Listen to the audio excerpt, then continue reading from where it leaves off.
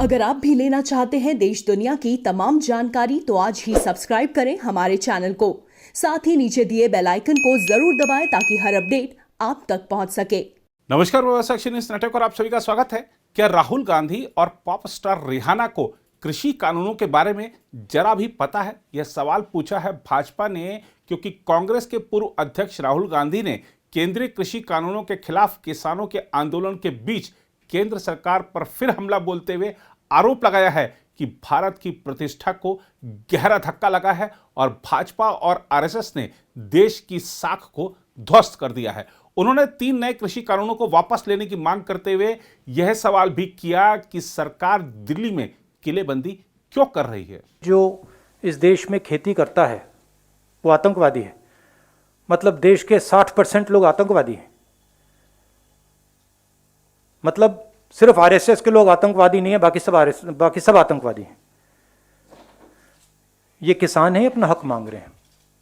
Simple सी बात है, आप उनका हक छीन के अपने 5-7 मित्रों को देना चाहते हो। जैसे आप हिंदुस्तान की सब इंडस्ट्रीज को मोनोपोली बना रहे हो, वही आप करना चाहते हो। किसान आपसे लड़ रहा है, आप उसको आतंकवादी कह रहे हो। उधर भाजपा ने राहुल गांधी पर किया है जबरदस्त पलटवार। भाजपा ने किसानों के विरोध प्रदर्शन पर सियासत करने का आरोप लगाया है। भाजपा नेता संबित पात्रा ने कहा कि राहुल गांधी चाहते हैं कि गोली चले, लाशें बिछ जाएं। उन्होंने कहा कि कांग्रेस के पूर्व अध्यक्ष हुड़दंगियों को रिहा करने की बात कर रहे हैं। उन्होंने कहा कि क्या उपद्रवी राहुल गांधी के अपने हैं।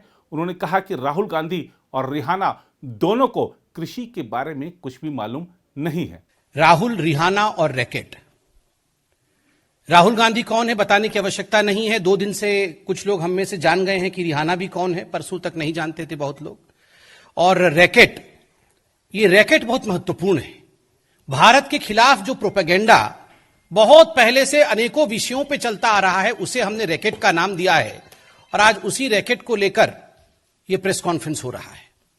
अभी चंद मिनटों पहले राहुल गांधी ने भी प्रेस कॉन्फ्रेंस किया और अपने उसी अपरिपक्वता, इमेच्योरिटी का परिचय राहुल गांधी जी ने पूरे हिंदुस्तान के सामने रखा।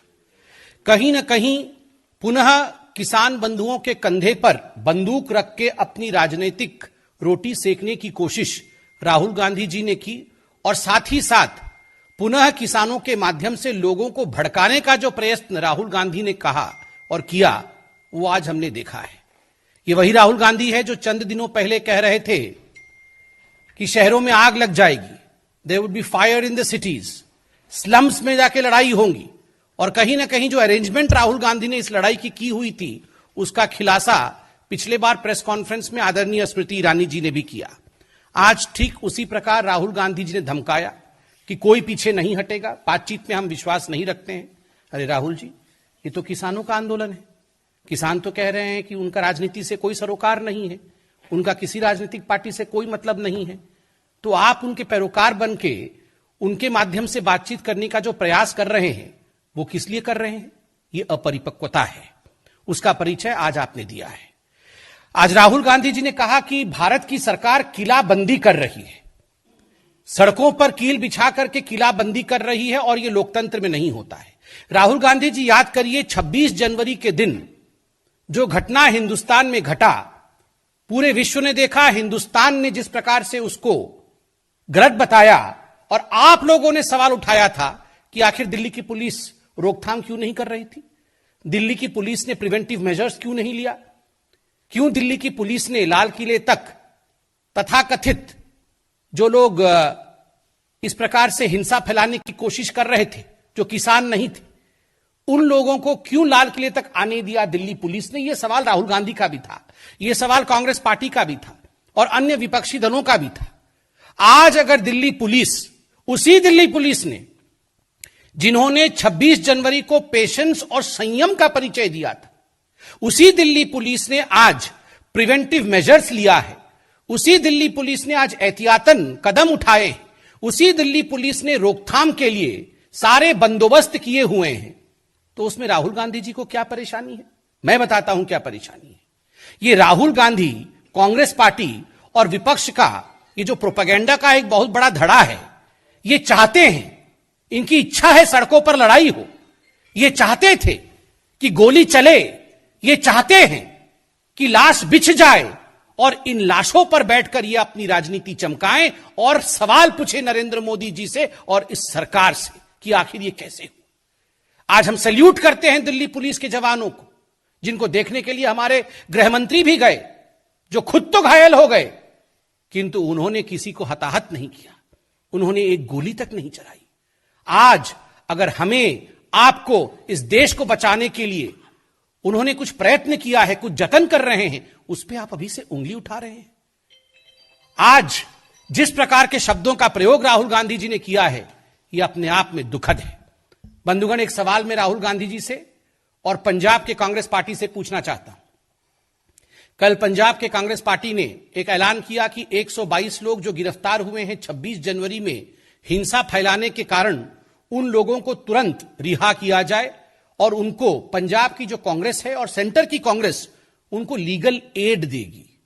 सवाल उठता है, जिस दिन 26 जनवरी का यह घटना हुआ था, कुछ लोग लाल किले पर चढ़ गए थे, जहां झंडा नहीं फहराना चाहिए किसी और धर्म का, वहां केवल तिरंगे का स्थान है, वहां आपने उपद्रव किया था।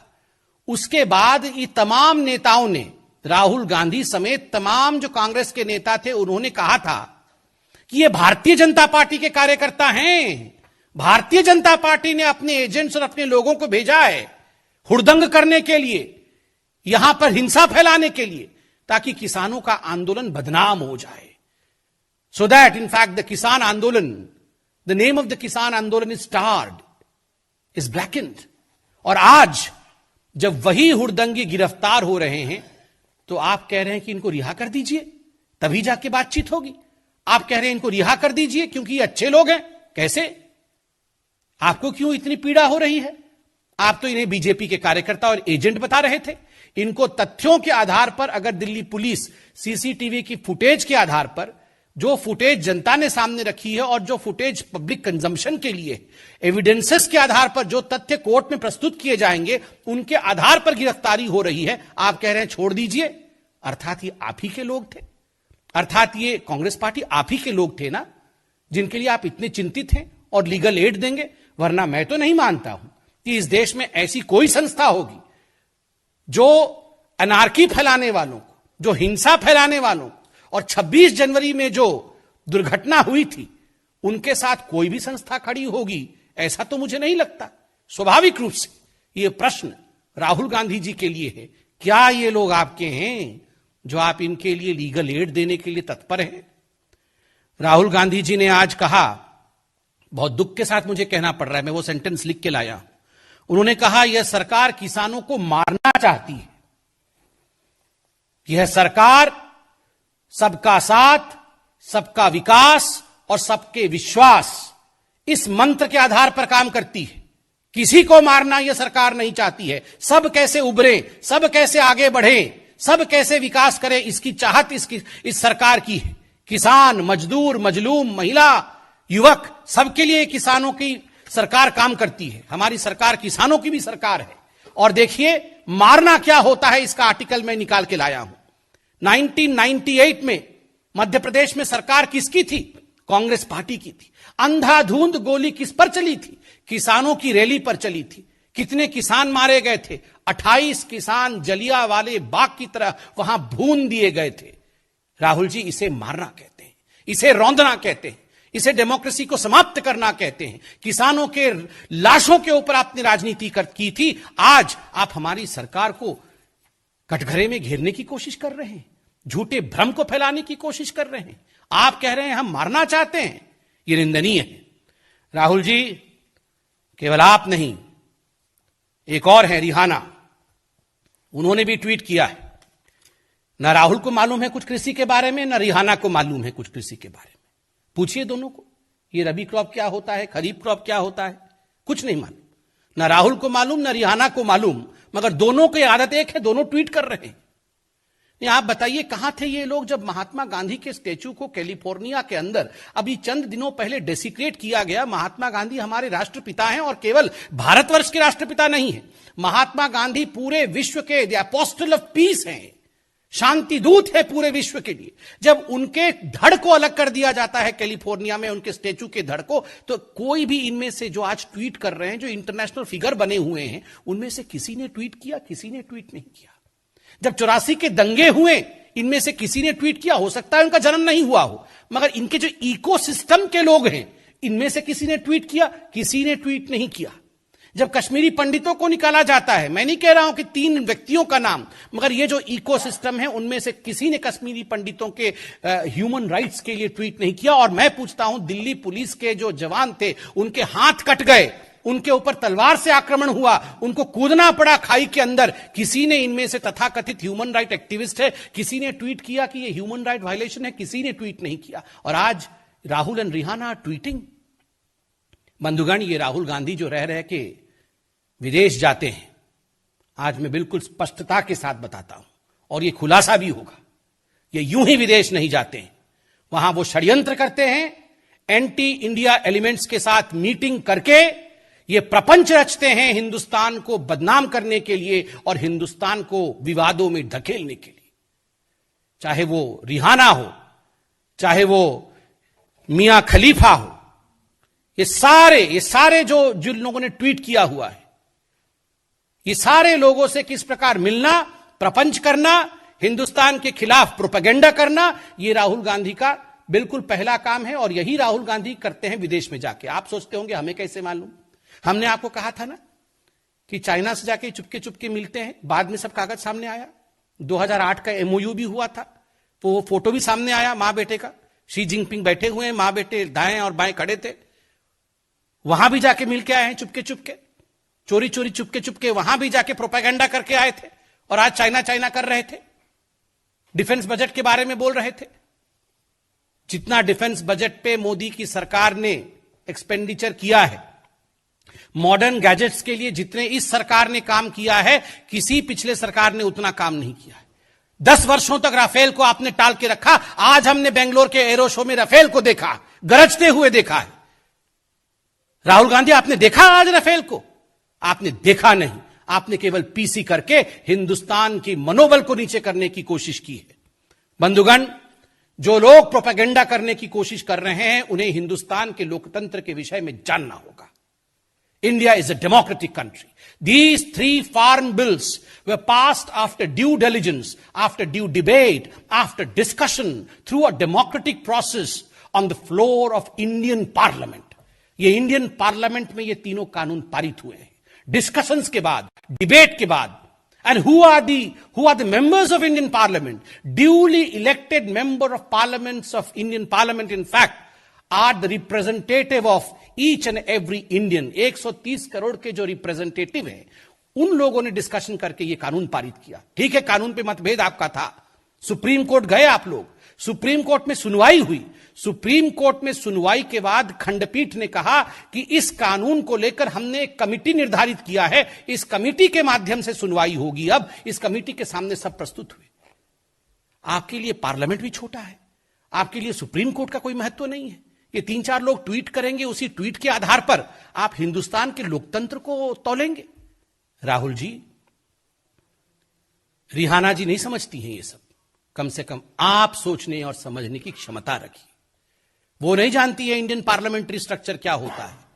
ये मियां खलीफा नहीं जानती है सुप्रीम कोर्ट हिंदुस्तान में किस प्रकार से इस पूरे विषय को सुन चुका है, किस प्रकार से कमिटी की गठन हुई है, किस प्रकार इस कानून को लेकर 11 राउंड ऑफ टॉक्स हो चुके हैं और तमाम आला मंत्री इन टॉक्स में थे। प्रधानमंत्री जी ने ऑल पार्टी मीटिंग में 3 दिन पहले किस प्रकार का फिर से इस विषय का पुनरावृत्ति की कि I am just a phone call away. यह होता है लोकतंत्र। इसलिए इंडिया अगेंस्ट प्रोपेगेंडा, जो आज पूरा भारतवर्ष कह रहा है और आज हम भी कह रहे हैं कि इस प्रकार के झूठे अपवाद, इस प्रकार के झूठे प्रोपेगेंडा से हम सबको बचने की आवश्यकता है।